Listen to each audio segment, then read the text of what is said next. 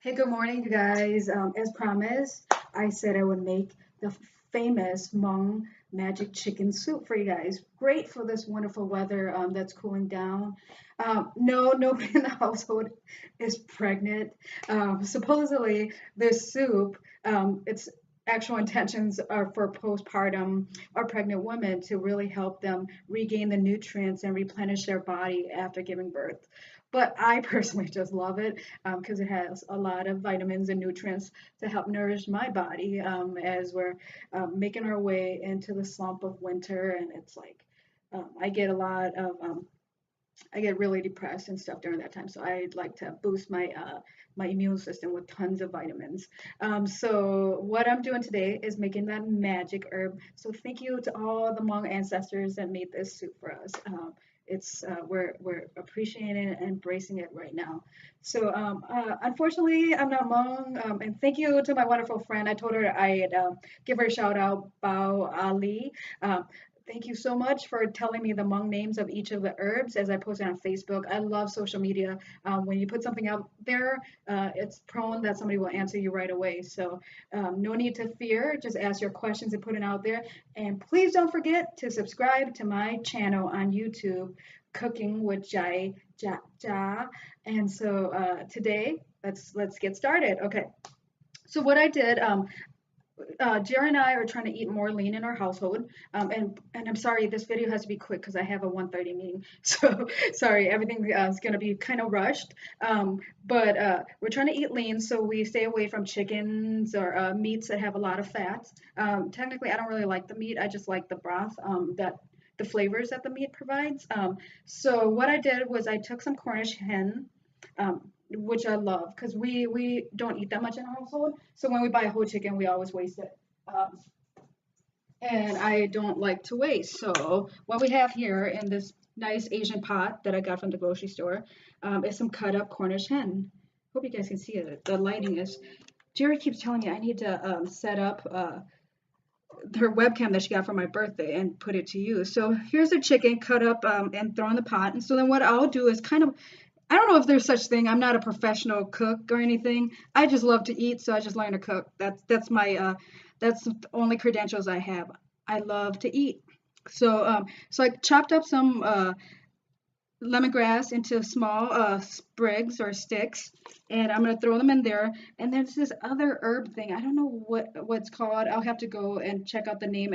And don't worry, um, I'll provide you guys with the Hmong names for them, and so y'all can figure that out. I'm also looking at finding the American names for them as well through an herb book. So I'll promise to reload those. And if you subscribe to my channel, and you only get it through a subscription, is I'll provide you with the names of these. Okay, so then I got these guys, and then they look kind of like lemongrass leaves, but they have a different aroma to them, so they're definitely not lemongrass. I kind of thought they were pandan, but they're not either. So we'll figure out what they are. But right now we're just gonna go with it. All right. So I'm just gonna break this up.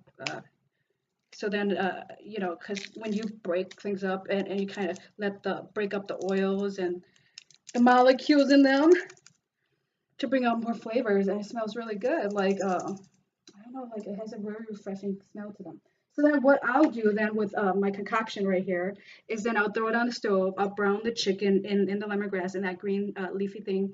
And then I'll let it cook. So a little bit tenderizes. What it does is when you brown things, it just helps retain the juice and keep it more succulent as it's cooking. And it just gives that nice smoke flavor as well. So that's what I do. Other people don't. They just throw it in some water and they just boil it. But that's what I'll do, and I'll add some salt and then add some water to so that we'll have the stock from the chicken meat. So that's basically it. So that will go on the stove, and then so here are the different herbs. Okay, so I'll just show you guys what they look like. We'll figure out later what the American names are for them, and because I don't speak Hmong, I can't read or pronounce the Hmong names either. So here's this one, our friend here. delicious. I actually grew some of these in my garden. I like, I love going to the farmers market and becoming friends with the cute little Hmong ladies, and they would like hook me up, which I never want them to hook me up because I know they work so hard. So that's why I never negotiate prices with them. I was like, whatever you guys want to sell it to me for, just don't rip me off. Um, so then this is like another one. Looks kind of like clovers or something, but it's super delicious. And so I was growing this, and I was like, one of them looked kind of like weed, and I was like, that's not weed, right? Because I don't want to get in trouble with the law. And they're like, no, it's not. Okay, so then here's another of that other. So it has kind of like a reddish brown uh, stem to it. So it kind of has like serrated leaves. So what you guys can do is just go to the Hmong market or any farmer's market that there's a Hmong vendor and just tell them you want the magic chicken herb soup combo. And it's basically a $5 for a bundle. And you actually don't want to use it all. You only use it in the bundle that they give you usually makes me like three big full pots of stock.